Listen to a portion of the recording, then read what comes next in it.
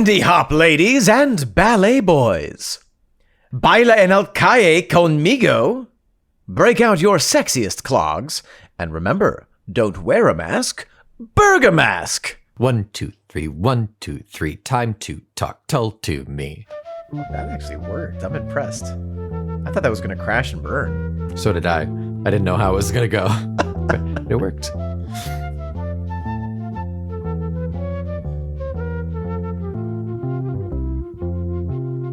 Welcome back to the podcast. It is I, Omen Thomas Sade. And it is I, Nick McGill. Together we are the fecklessest of moans. And this, my sweaty palms and sore feet, is Talk Tull to me. A crisp crip walk in the petite salon of prog rock in which Nutbush Nick and One Step Omen will use our collective 3 left feet to cut a rug on each and every twerking track that rond de jambe rock band Jethro Tull have ever herky-jerked off into the aural chasm between our ears. We will become intoxicated at the Scott Hammond hoedown, grind out a David Goodyear Galliard for the gods, and fan the flames of the Florian Opal fandango. And if we can keep our slides electric and our bugs jittering, we might just secure a slot on the dance card of the madman of the mosh pit, the Fossy flautist, the poet of the polka, the snake dancer of Skye, a man who, against all medical advice, is still doing the worm, a man whom we're never quite sure if he's doing the robot or if he is a robot, Ian under 5678 Anderson.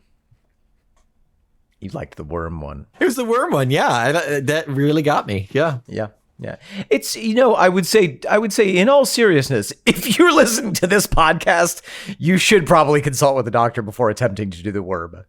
Yes. Break a hip. Break a collective hip. Yeah. Oh, Nick. Oh, man. Thomas Sade, welcome back to the podcast.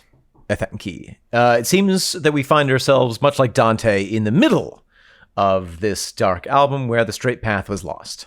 That's right.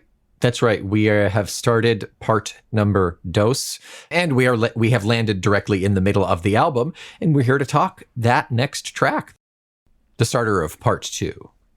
Right. So to review, part 1 of Homo Eroticus was called Chronicles. Mm-hmm. Part 2, in which we find ourselves now, is Prophecies, and then we'll move on with track 12 to part 3, Revelations.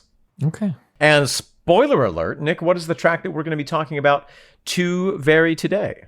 Tripudium ad Bellum we are talking today.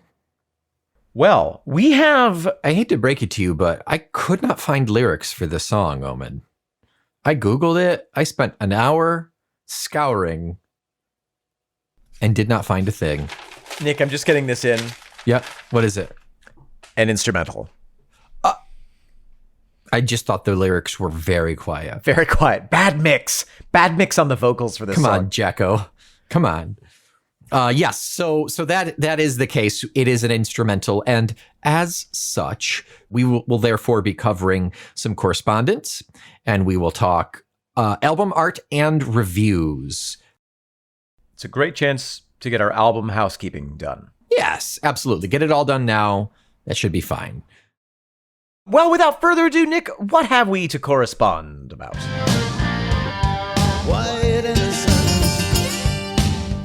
We have plenty to discuss about correspondence.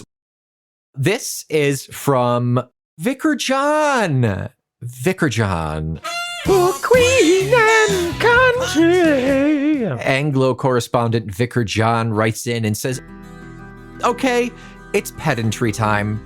To which I say, thank you, kind sir. We appreciate and do not consider it pedantry unless you like being a pedant, in which case we accept. And we are, what's the opposite? What's the opposite of a pedant? We are as students. An ignorant. We are an ignorance. So thank you for pedantizing us. Thanks for pedophiling with us. We will. Wait. Cut. This just cannot say that. Okay. The lawyers have informed me. My parole officer is on the phone. She's not happy. I'm not near a school. Don't worry. So what has Vicar John to say?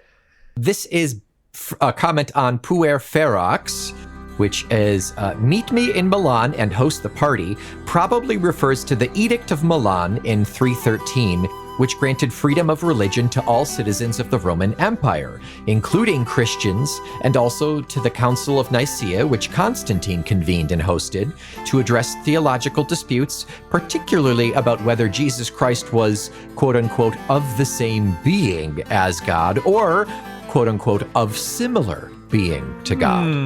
These are important details. Yeah, when you're talking about the Son of God, you know, you gotta split hairs. Yeah. Yeah. You got to see the receipts. The Nicene Creed declared he was the same. Legend has it that St. Nicholas, later Santa Claus, got so angry he slapped Arius, who argued for similar, in the mouth. Wow. Santa Claus in his badass early days. I think we need to bring back this Santa Claus. Yeah, Santa Claus and Krampus in one. Yeah. It's the combination. The Council of Nicaea sounds like the thing that is being referred to in Puer Ferox Adventus, because it's all about the change in the empire from Christianity being essentially outlawed or persecuted to Constantine saying, hey, actually, no, let's be more lenient. Let's kind of have a soft... We're going to decriminalize Christianity. Yeah. You can have 5 grams of Christianity on you for your own purpose. You can't sell it. You cannot You can't resell sell it. Don't sell it. Oh, no. But if it's just for you... You being a priest is a federal offense. You would be a felon. Well, now that's actually interesting. I wonder if it was, where it came down on the professional side of things. If you said anyone can practice Christianity, but you can't profit off of it, I don't know. It'd be interesting to look at the details. Profit as in Prophet. Vicar John, thank you so much for attempting. We're not done. Thank you for continuing to shed light into the darkness of our minds. Nick, what else? Emperor's deathbed, late salvation, baptism. A catechumen is someone who is preparing for baptism when they officially become a Christian and all sins are forgiven. A catechumen, which, by the way, I love adding to mine too. A little spicy. It's nice. Can be. Constantine we had described him as a catechumen, that it was a path that he had followed at a certain point. So that's interesting that he was, in a way, his whole spiritual journey was leading up to his death. Right. Yeah. He was from the point when he became one, he was one up until death when he was baptized, right? Like he was baptized at death. Yeah. Yeah. Yeah, exactly. Constantine kept putting off being baptized until he knew he was close to death in 337. Well, there's our answer right there. Christianity became the official religion of the Roman Empire in 380. Manic mother, her child gone missing, sounds like the only story in the Bible about Jesus as a boy at the end of Luke chapter 2, verses 41 through 52, when he accidentally got left behind in Jerusalem after the Passover festival. Ooh. Every parent leaves their kid at the museum. It happens. Even Mary and Joseph, they just had too much on their mind. They left Jesus. He was busy healing the lepers. It's understandable. Somebody came on the Bethlehem emergency speakers and was like, would the parents of a small miracle child please meet us at the lost and found? You'll find sandals and keys to camels and your son. Jesus rode on a donkey from Bethany down the Mount of Olive into Jerusalem and was cheered by the crowds waving branches on the Sunday before he was crucified. These days commemorated on Palm Sunday at the start of Holy Week.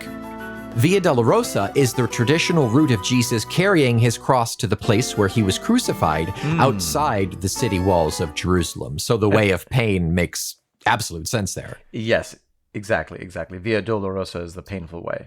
Yes. And that is that from Vicar John. Next up, we have another regular writer-inner. This is Folky Phil.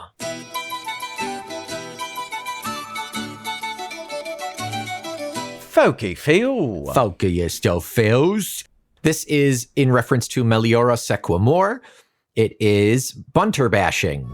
In today's pod, you puzzle on the reference to bunter. Well, before Harry Potter became the most famous British boarding school boy, there was Billy Bunter. Oh. Star of a series of iconic fictional stories following his adventures and those of his fellows at the old but rather second-rate Greyfriars School in Kent. These tales from the first half of the 20th century strongly featured corporal punishment. Bunter's oft-heard cry of "Yaroo!" would punctuate the prose as he was beaten silly for the slightest trespass, usually because he had stolen tuck or candy, cakes, and other food from the school, from his classmates, or from the local village. It's impossible for me to not hear Nixon as Billy Bunter's cry, "Yaroo!" Yeah. Bunter was a nasty piece of work, cowardly, lazy, thick, and greedy, and generally the comic butt of the story's japes. His physical description was that he was a quote-unquote fat owl with spherical belly and circular Harry Potter-esque spectacles. Body shaming was very much accepted back then. Bunter went from comics to books to radio to TV and would be well known to Brits of Ian's generation and even later. I myself read his tales as a non-public schoolboy and enjoyed their pre-war innocence. Different times. Pip pip, Folky Phil. Phil, thank you so much. That is exactly the kind of subtle cultural reference that we are ill-equipped to catch, and so we really, really depend on the Tulliverse of Tull Skulls, our collective Tull Skull, putting our single synapse together to get these references. That's fantastic. Yeah, I would never have guessed that Bunter was a kind of one of these early 20th century folk cartoon figures. Yeah, it makes me think of Tintin. Probably, yeah, same era. Yeah. But he got beaten less. The less Yaroos all around with Tintin, I would say. Yeah. Next up, remember we've got two references from the song that we discussed last week, which was it was about Queen Victoria. What was it called? Pax Britannica. Oh, I actually have something for that as well, but we might cover it.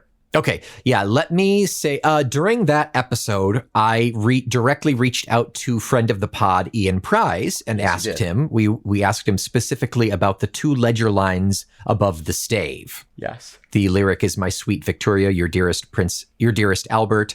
Two ledger lines above the stave, and Ian came back with, so the literal meaning of two ledger lines, they're the small lines outside of a musical stave. So two ledger lines above the top stave is literally a C. In regards to Victoria and Albert, don't know if he was writing music for her or wrote in the margins of music paper, ? Or called himself C or her C or was talking about the C.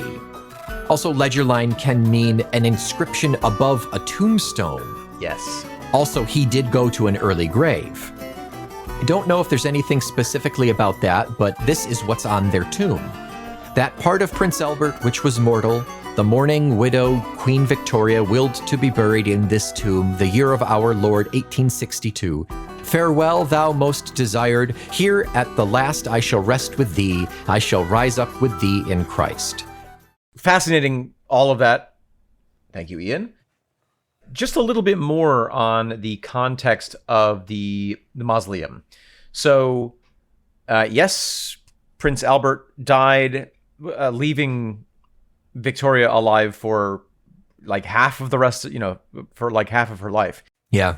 She was in full mourning for the rest of her life. She always wore black in public from then on. So it was a very, I guess, I don't want to say performative mourning, but it was a very public mourning and a very serious one. So she had built for him at that time a tomb for both of them. Yeah, right. It's not his tomb. It's from that point in her life. Maybe she was 40 or 50. She knew where she was going to be buried. She knew exactly what it looked like. His and hers tombs. His and hers sarcophagi. How romantic. Yeah, exactly. The sarcophagus effigies are sculpted in marble by Carlo Marcochetti, who was considered one of the greatest sculptors of his time. Well. So it's a very romantic work, and I believe that there are some other inscriptions on it. So I suspect that two ledger lines above the stave, two staves above the ledger line, is a reference to one of those inscriptions, or just, the fact that he went to the grave before she did. Yeah. And he's kind of speaking this in a way from the afterlife. Yes. Interesting. Okay. Awesome. I'm waiting for you here in the mausoleum. Come join me when you're ready. Yeah. What I always say at the bar. The mausoleum is the back of the Abarth. The mausoleum. The mausoleum is an amazing club in downtown okay. Chicago. Wow. Okay. Yeah. Oh. Get dead. Nick, what other correspondences have we? This is not a correspondence, but it is in reference to Pax Britannica. So I just wanted to round out with this. During Pax Britannica, I was like, this part sounds so much like some other part on this album, and I don't remember what it is.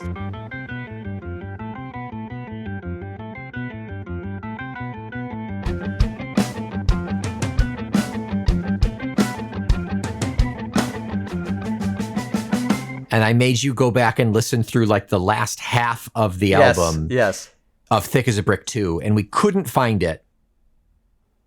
I went to listen to Thick as a Brick 2, and it's literally the first song off of Thick as a Brick 2. It's a Pebble thrown.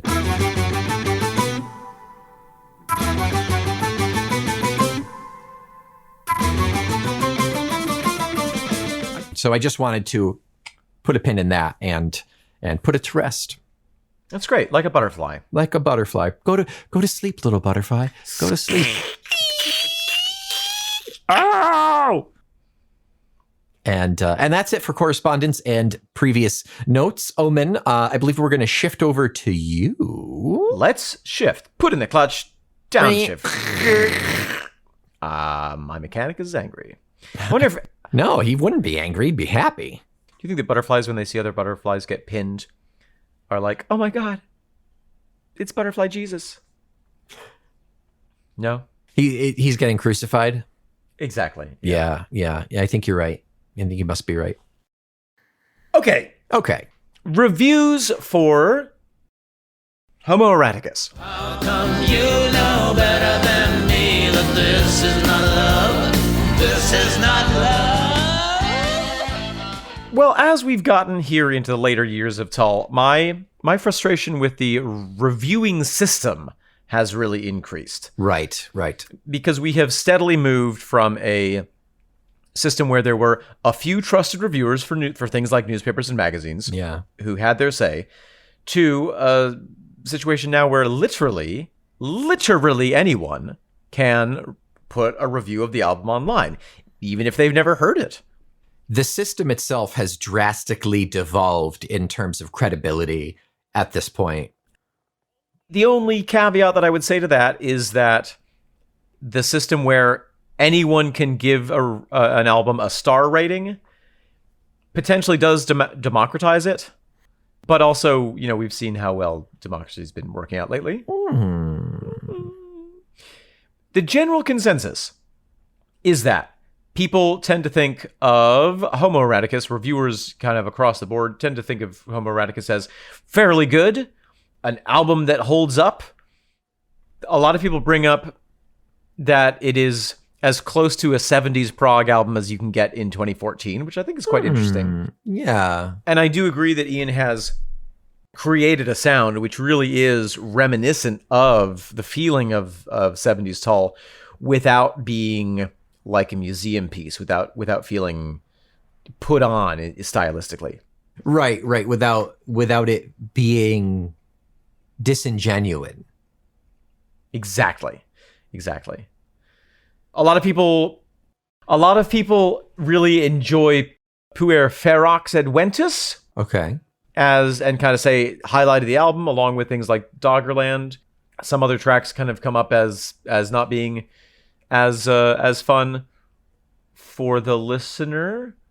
And then there's a number of people who mention that the lyrics come off better than the tunes, which I think is an interesting point. Yeah. One I don't completely disagree with. I think that a lot of the songs on here, I'm like, okay, I understand the tune, but it's not one that I'm going to be whistling as I walk to my car. Yeah, agreed. But the lyrics are as intricate and as deep and as poetic as anything that you could possibly want. Ian has never flagged in his poetry. Never. He's anti-flagged. He's Antifa flags. Maybe. He's a fence sitter. Yeah, professionally so. He gets paid to sit on that fence. God, if only someone could sit on this fence. I'm here to serve. Oh, sir, please. Please take a seat. I see the saddle in your hands. Would you mount this fence, please? Please turn on the electricity. Oh, yeah.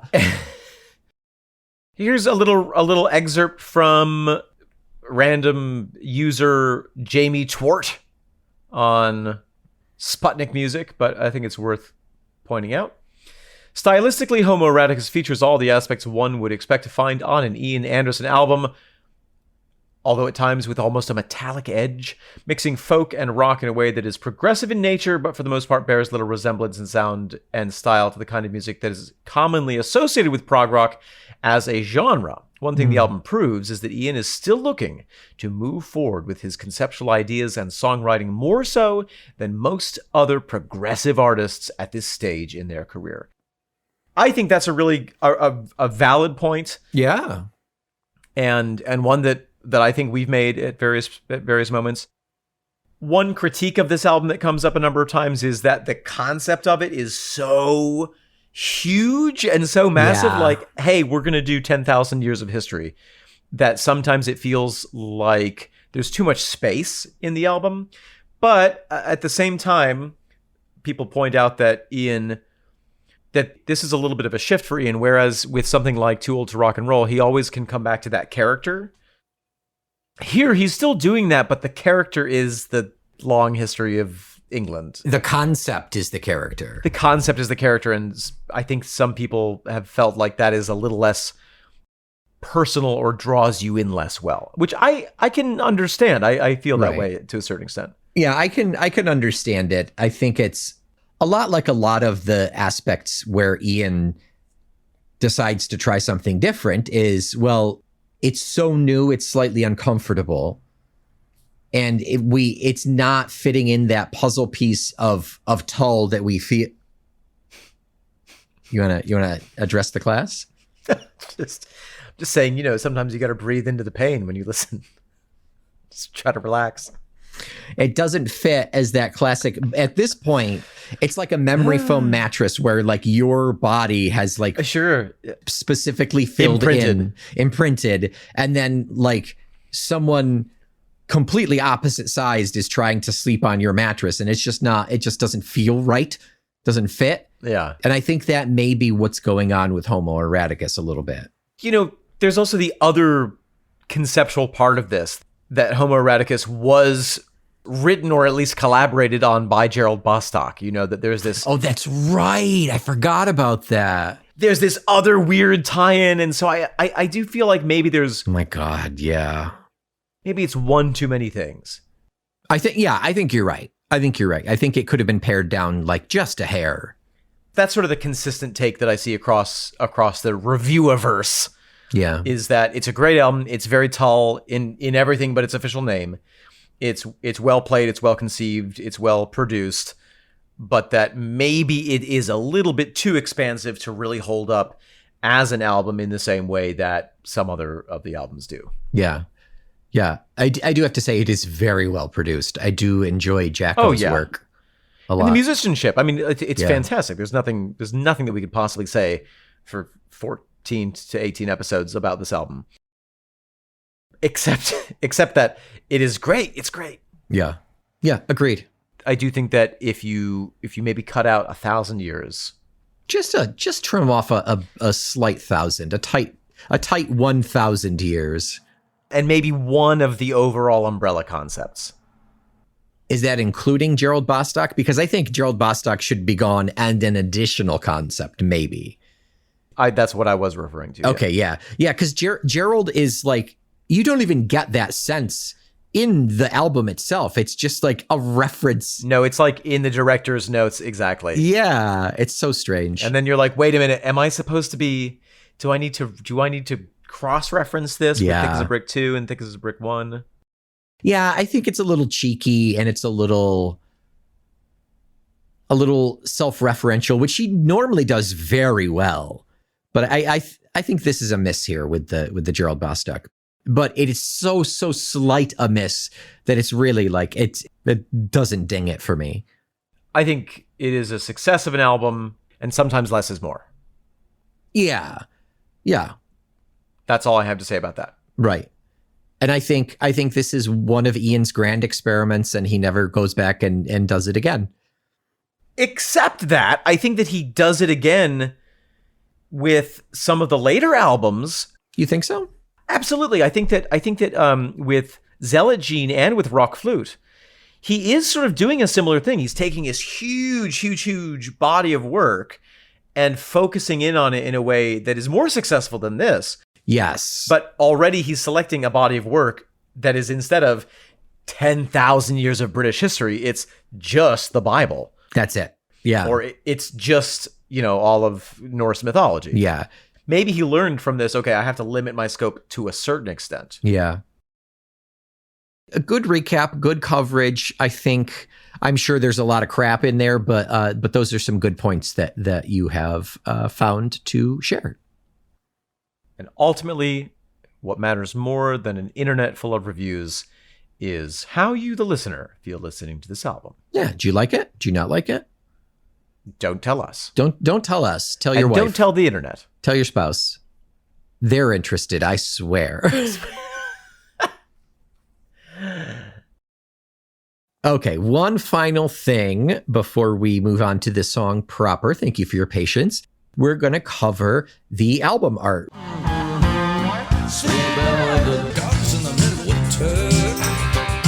Which is also fairly scant in terms of what info we have here.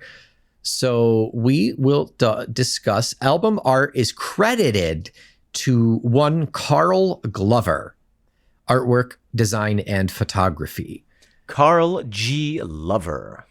He's a good lover. So it's difficult to find a whole lot on him. I did find a page about him on thefloodgallery.com.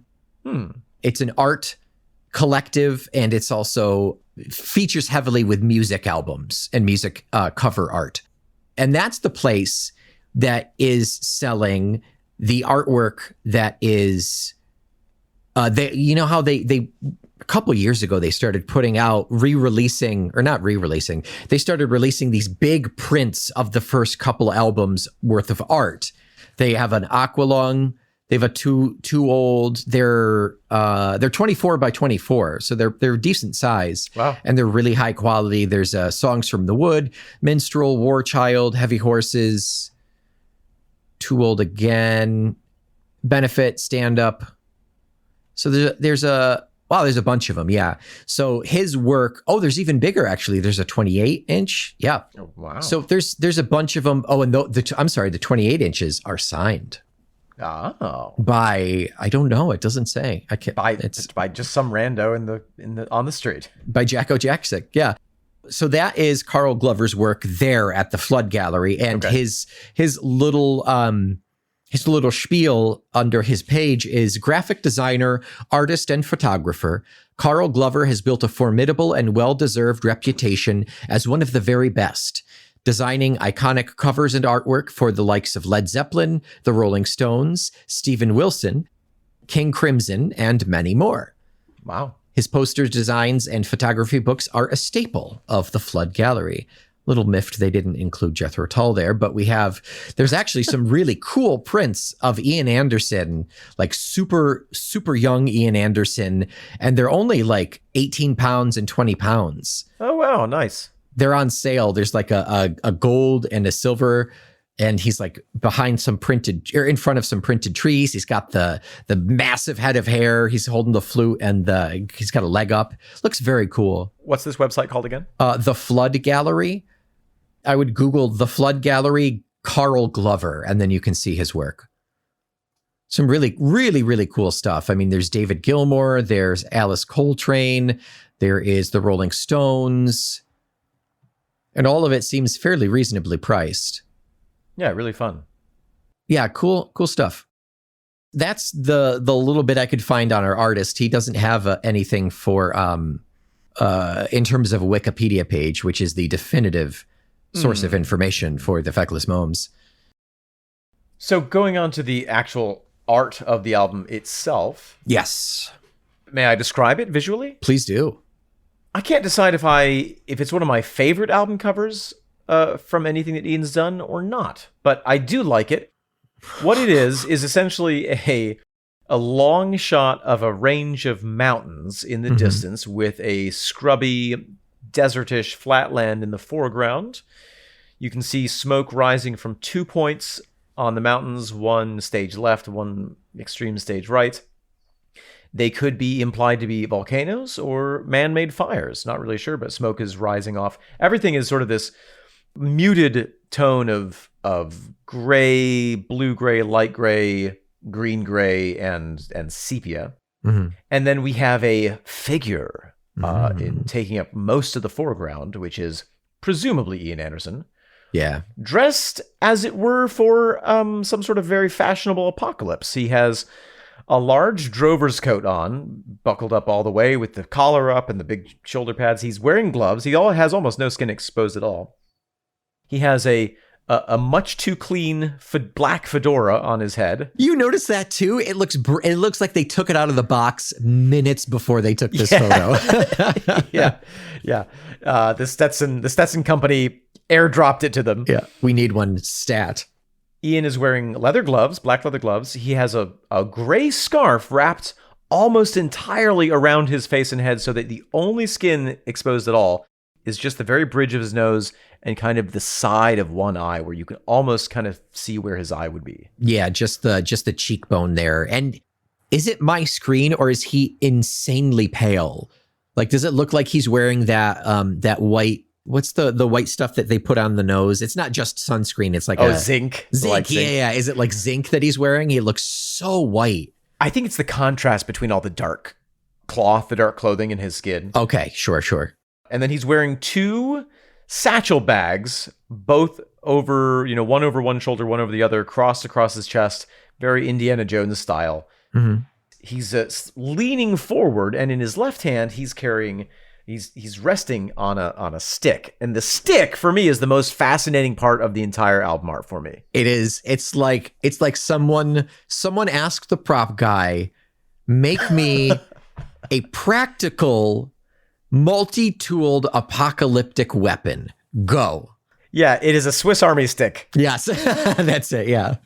It could be a nice young piece of oak. It could be ash. The shaft of it is very straight. Very straight. Impressively so. Strangely straight. Straight shaft. It's got a fork at the end, which could be used for any number of things. And then one of the sides of those fork has rope wound around it. The very end of it has what appears to be a flint blade, a flint spear blade on the end. Oh, I think it looks just like a steak knife. It could, yeah, something. It's that shape. A flint steak knife. And then it has a 3-claw iron farming implement coming out from exactly the same part that the flint is coming out. And then hanging off of it appears to be a noose. You think that's a noose, or is it just like rope that's been wound just for storage sake, just tied up tight? It could be that, but to me it looks very, very much exactly how you tie a noose. This specific noose knot, yeah. So what I get from this picture is this figure, this erratic man, this wandering man, has been carrying the same stick for 10,000 years and just keeps adding on bits to it as technology advances. Very, very slowly. Nowadays, there's a cell phone on there. So there's a USB-C charger. Yeah. Excuse me, do you mind if I sit down and charge my stick? Can I charge my stick here? It's not wireless charging. I do need a plug. Is it ash or oak? Oak chargers are over there. You have to buy a coffee. All in all, it's got a very, zombies were on the brain in 2014. Oh, sure. Yeah. It has a very wasteland zombie apocalypse type of look to it. It is also very much kind of, what Ian would end up wearing in a zombie apocalypse, I feel. Yeah. Headscarf / gaiter aside, this is what I saw your brother wear when I would visit in high school. Like, this is irony Sade. Pretty spot on. I mean, I gotta say. That is true. That is an accurate statement. Yeah. What I appreciate about this image is because he has almost completely removed all elements of himself from it. Yeah. Just that one, like a 1 square inch of skin. It really does give you the impression of like, this is man in the abstract. This is the figure of man. Right. And it's, I mean, technically it could be not Ian. There's no defining factor here, but like it just feels like Ian. I think we can recognize the stature. There's big Ian energy in this cover. And no one can wear a fedora like he can. Mm-mm. Yeah. Not even your brother. Certainly not. Good album art, good stick. We have Ian Anderson Homo Eroticus in white lettering at the top left. In a serifed font. In a serifed font in a box. Font in a box. Ooh, ooh. It's my font in a box. Ooh, ooh. Do you know what I'm referencing? Dick in a Box, yes. Yes, okay, thank from you. SNL, yeah. Yeah. Lonely Island, yeah. Mm-hmm, mm-hmm. Makers of I'm on a Boat. Yes. I got my flippy floppies. Yeah. Yeah. And To the Ground and Lazy Sunday.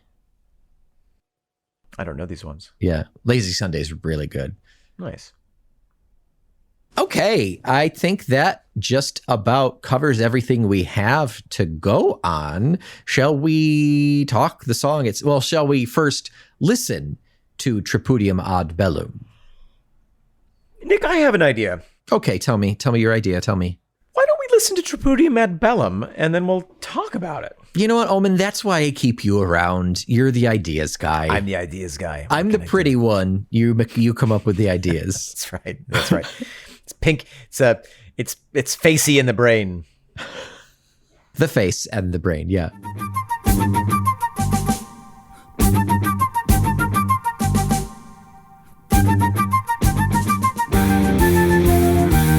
Omen. Yes? What, my dear, is Tripudium ad Bellum? Well, I looked it up on the internet because I don't have so intimate or infinite a knowledge of Latin as you do. I do know that bellum is war, as we say antebellum to describe the antebellum South, the post-war, post-Civil War South here in the United States. Yeah, anti being after. Ante, like antepasta. No, that's antipasta. It's A-N-T-E, anti, like anteroom. Oh, exactly like anteroom. Yeah, the room that destroys the other room if it comes in contact with it. Yep, that's it. So it's something to war, and tripudium, as it turns out, I looked up, means to dance, dancing to war. Specifically a 3-footed dance. Tri and pudium, pod. Oh. Like tripod or pseudopod or podiatrist. So 3-footed in that context might refer to the music type, but a foot is not the same thing as a beat. We, in classical poetry, they describe meters as having feet. So I'm interested. I wonder what the original meaning of tripudium in that sense was. For the ancient Romans, it was a solemn religious dance performed in triple time. There one has it. It is also a form of divination or augury based on the observation of birds feeding. Chickens going ham on like a pile of corn or something. Yeah. That's a tripudium.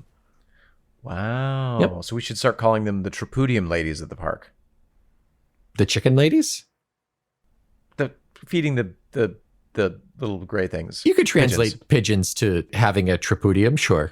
Yeah, I think so. Yeah. But in this case, I think it's most sensible to say to dance off to war. Yes, a specific solemn religious dance to war.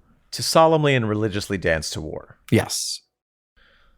And I would say that the song in question that we have is not particularly solemn.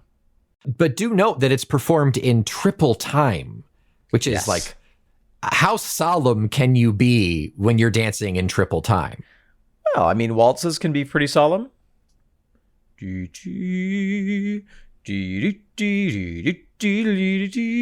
Is triple time just that it's like 3/4, or is I thought triple time was like ba ba ba ba ba, like really fast. Fast? You mean 3 times as fast as regular time? Yeah, like double time, you would do something double time or triple time.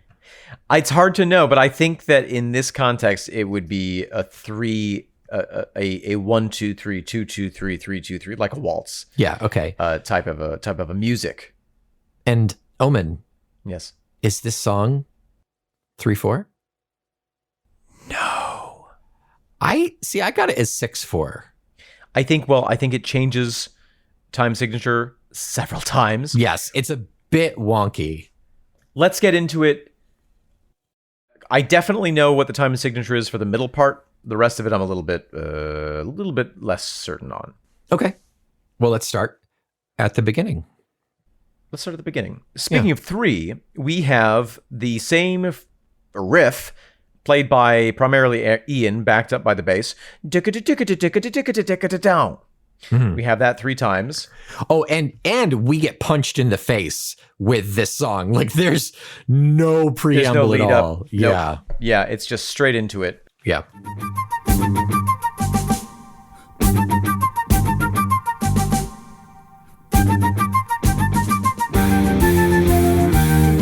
And pretty aggressive on the fluting, on the flutes toots.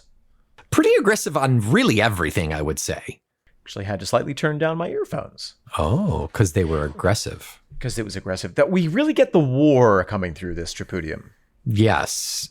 Yeah, I think so. Like, we've heard a handful of songs that had that marching feel. This doesn't feel like marching anymore. This feels like they're running to clash, like all of those scenes in Braveheart. Yes, that's a very good point. Yeah. That's a very good point. And I think there's a playfulness even in the title, dancing to war, even if it's a stern dance. How could you dance in a war? Well, there's a choreography, I suppose, to a good battle. Yeah. A good fight is not unlike a dance, full of passion, full And of knives. training, full of knives. One person dies at the end, just like a time. regular dance. That's why I don't dance. That's why I don't dance. Yeah, Yeah. I'm like, I've killed too many. I was going to say, I'm like, I'm like a male bee, you know, I will just die at the end of it, at the end of Yes. copulation. Yeah. That's right. Yeah. We both have normal social lives. As we get into the first, minute or so, or 45 seconds, Florian does come in.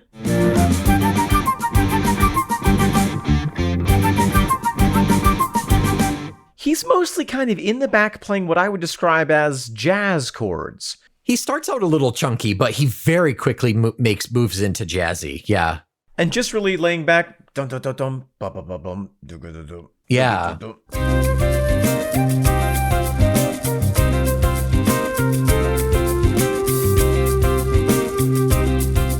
I did say in my notes that this feels fairly jazzy, and it's him. It's because that feeling is riding with him. Yeah. I'm going to try it. 1, 2, 1, 2, 3, 1, 2, 3, 4, 5, 6, 7, 1, 2, 3, 4, 5, 6. 1, 2, 3, 4, 5, 6, 7, 1. Yeah, I think that this first part is in 7/8, but I think that it's not normal. I think that there are at least some measures where that breaks down a little bit, or where there's a different, a measure of 3, just an extra one thrown in there. Right, which is super extra impressive with how out of control it is, with how fast and really off the rails this song is, to be able to work in those moments of, okay, now we drop one, now we add one, now we go for 5 measures of this, and then this, and then this, and then this. I know it's just like knowing a song, but it's still really impressive. It is, and the metaphor is apt, war. There is such a good balance in this song between the chaos and the structure of it. Yes, very true, very true. I feel like this is the part where Somebody said, Ian, isn't it that you play the flute in quite a crazy fashion? Shouldn't we have a track that's dedicated to that? Yeah, it's been too long since we've heard the manic, crazy long-haired man in a trench coat playing the flute. Yeah, and we get it with this one. Yeah, absolutely, yeah. So at about 47 seconds, there's a shift in the song, and this center nougat of it is my favorite part. I really enjoy the shift. When the shaker comes in.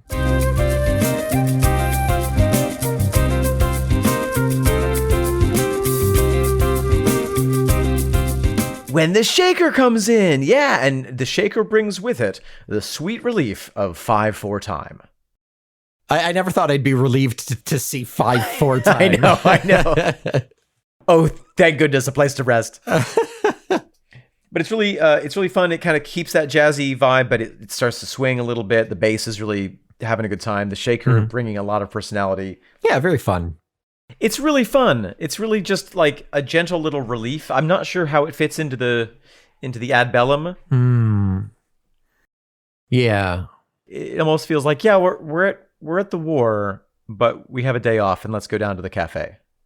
Yeah, there is a sense of pause or relief there, you know. Maybe it's the everybody's exhausted on both sides, so we call the ceasefire for like a couple of days. You know, there's something there.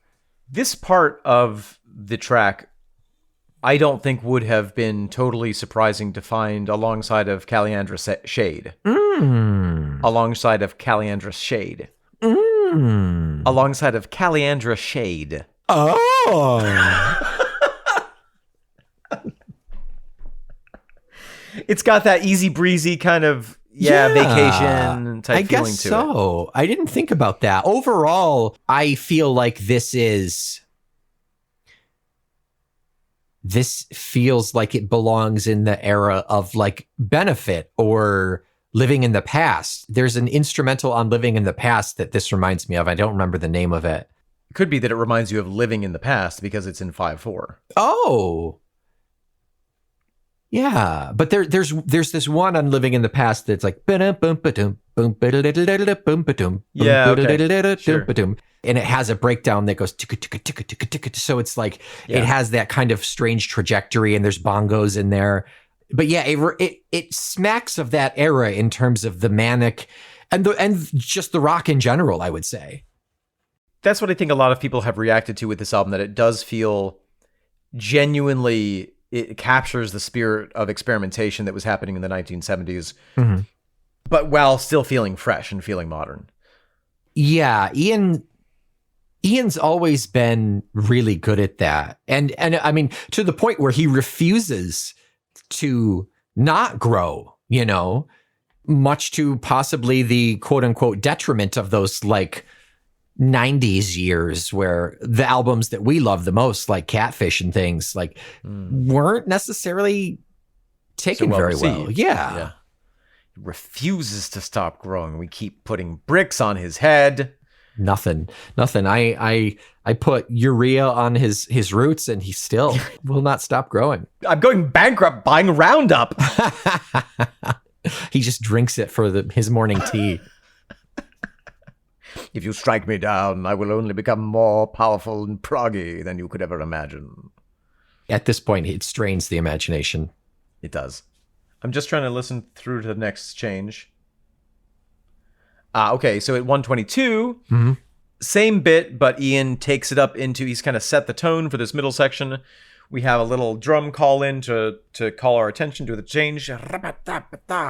Ian goes up into a new key change. Shaker goes away and we get a wood block. Yes, we do. Nowhere near as crazy as the shaker, but it's a steady clunk, clunk. Sensible wood clunk. block. It's a sensible wood block.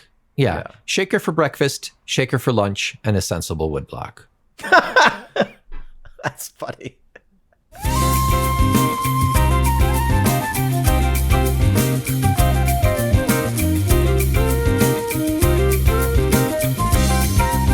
If Ian had set a tune for the first section of this, he's now going off the tune and just kind of playing around with the different sounds and chords. Yeah, and at this point, let's go back. I just want to call back to that start at about 45-50. when we get the shaker sound, when it does break off into that new sound that we're hearing now, that's the jazziest part, I would say. Particularly, that's where Florian's guitar is super jazzy as well. Yes. There's something about it there with that change that is very kind of like, ooh, a little smooth here. Well, unless we forget, Florian, before he became a rock and roller, was a jazz guitarist and classical. Yeah, that's true. Classically and jazz trained. Yeah. So this must be something that he's probably quite comfortable whipping out in public.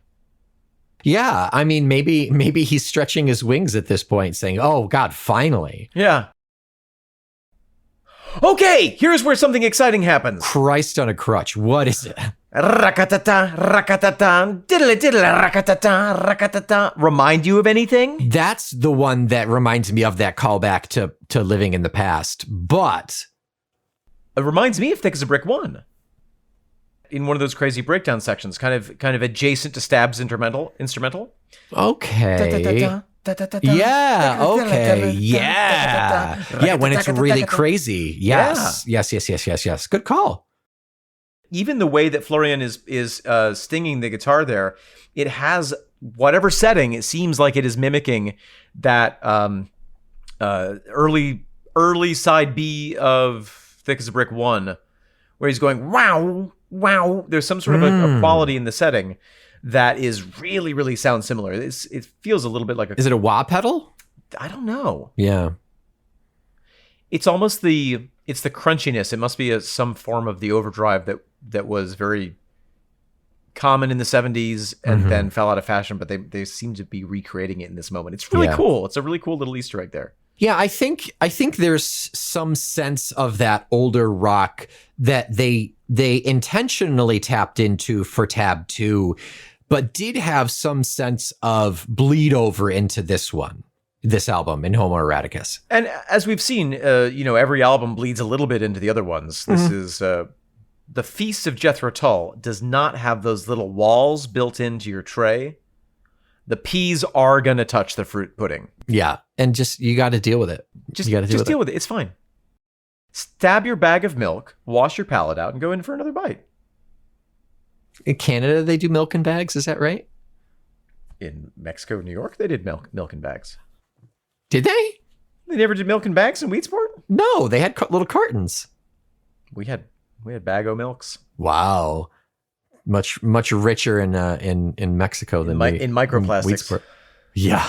If you pressed in the corner of one of those bags, you'd put something like a peanut in there, and you take the bag and go whack, and assuming the bag didn't burst and cover you with milk, it would shoot the peanut across the cafeteria. That sounds exactly like something high school kids would do. Yeah. And then really to round it out, after these swips and swaps, we get into this way crazy discordant end where everybody just goes bonkers and intentionally tries to be as discordant and out of tune as possible. Yeah. And then goes into a fade out, and that ends our song. Just leading into that, we have another key change going up, and then we have this modulation that goes down. Ian's going just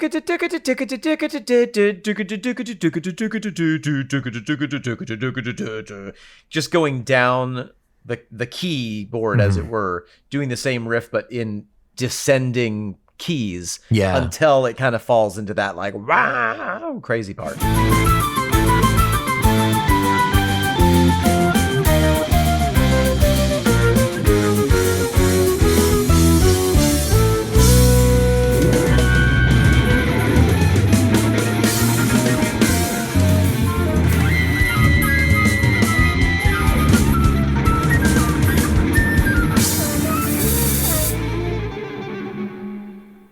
Yeah, and again, I think that might be one of the parts that reminds me of that one in. I'm going to get the album right now. Hang on. Get it. It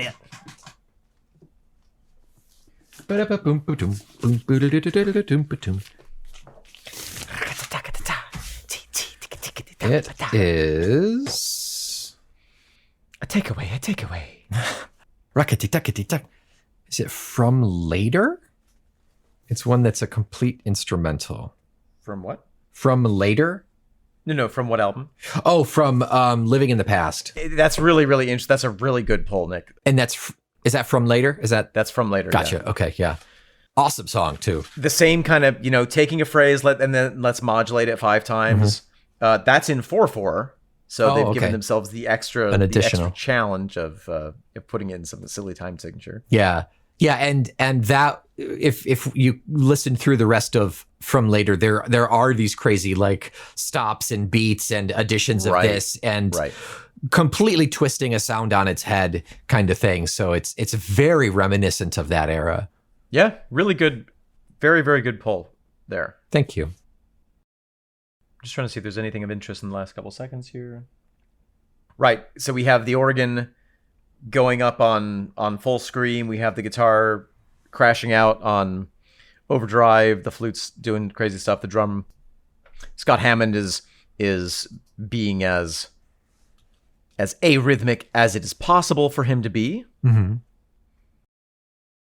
And it's fun. It's a real moment of discord in this, which is such a great transition for the album. I'm excited to talk a little bit about the album structure now that we're here. Right, yeah. And I think it's important to wrap up with the fact that this is called Tripudium ad Bellum, Dancing Off to War. Yeah. The time that Ian has given us for Tripudium ad Bellum is 1914 to 1939. Oh. I know, isn't that strange? But that's the start of World War II. So we're talking 1914 is the start of World War I. And then you dance through World War I to get to World War II, which was 39. When he was born just a little bit later, in a historical sense. Yeah, right. He's a war baby. Yeah. This is the dance that brought him into being. Yeah. Wow. So what's really fascinating to me is that Ian has structured this album in 3 parts. Mm-hmm. We have Chronicles, Prophecies, and Revelations. Mm-hmm. This is the pivot point. This song is the pivot point between the Chronicles and the Prophecies. So he's sort of taking us up to modern times, or roughly to when he was born, I guess. Oh, at this song you're saying it takes us there. Yeah, okay. At this point, yeah. Chronicles covered the prehistory of Doggerland, the invention of metalwork, the Romans coming to town, Emperor Constantine, the education in religious format, the Turnpike Inn, the travel and the kind of economy starting to come into being, the engineer with the Industrial Revolution and all the really huge movement that happened in the UK during that period, and then the Pax Britannica, the expansion of the British Empire into the world. Mm-hmm. And now we're at the part where it all falls apart. Yes, we've reached a peak where civilization cannot hold any longer, clearly. Interesting. Yeah. And that was, I think, the psychological effect of the world wars, particularly on Europe, less so, I think, in the United States. Mm-hmm. But it really, I think, it was this sensation of, civilization is over. Civilization as we know it is over. Right. We've been insanely fortunate in the States to not have war touch our land, our shores, toy, toy, toy. Not yet. Not yet. But I was just going to say, in terms of civilization being over, like, it's difficult for clearly not a majority, but a good chunk of people in the States to feel that it's not dissimilar.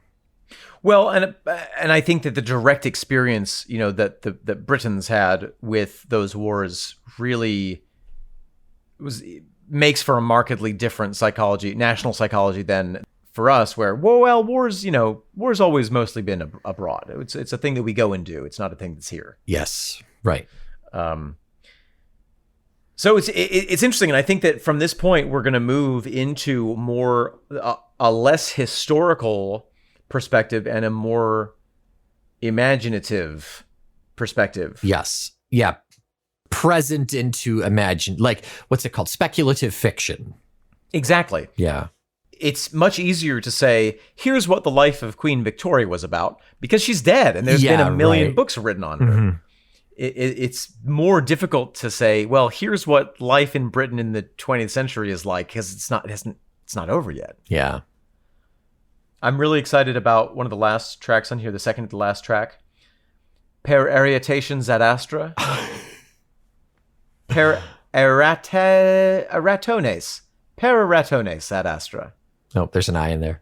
From the rats to the stars. Per erationes ad astra. What's that mean?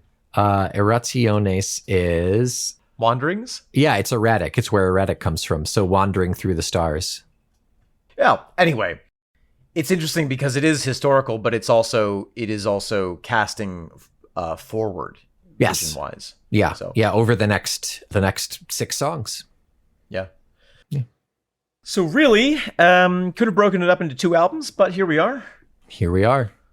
Leave it to Ian. Leave it to Ian, and we shall.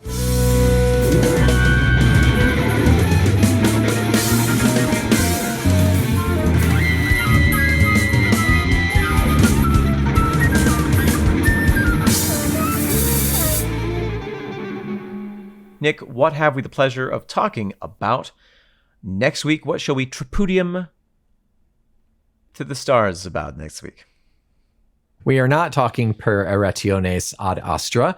We are talking a very aptly named song, though. It is based on the 1950s, called After These Wars. Yes, After These Wars, Chapter 10. We will be talking about it after this week.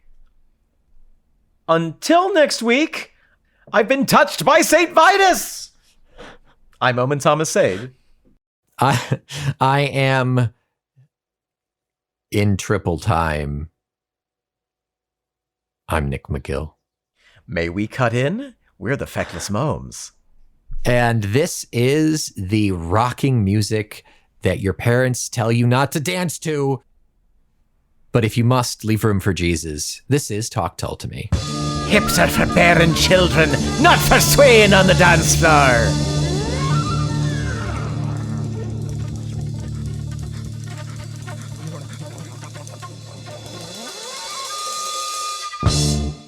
Corporal. Yes, Corporal Figgins reporting for duty, sir. What can I do for you here in your office? Corporal Figgins, it has come to my attention that you have, let's see. Oh man. Yes. Get out the big binder. Yes, you have been dancing. General Stevens, I can explain. First of all, who told you? We have a don't ask, don't tell policy, but someone told because you asked them to dance. Oh God. Listen, General. Listen, I love the Army. I love what we do. I love that we fight for the freedom of all the free peoples of the land. But the only thing I can't stand is when I put on these boots, I just want to do one thing. Padishah. Oh, twirl and drip. Oh, shake it. Corporal Figgins. Yeah, Corporal yes, Figgins. Sorry. There is no Fosse in the Army. How do you expect me to get a body count on the field, but not do a body roll when I'm back from the field? Do you think that you are working for Uncle Sam or Martha Graham here?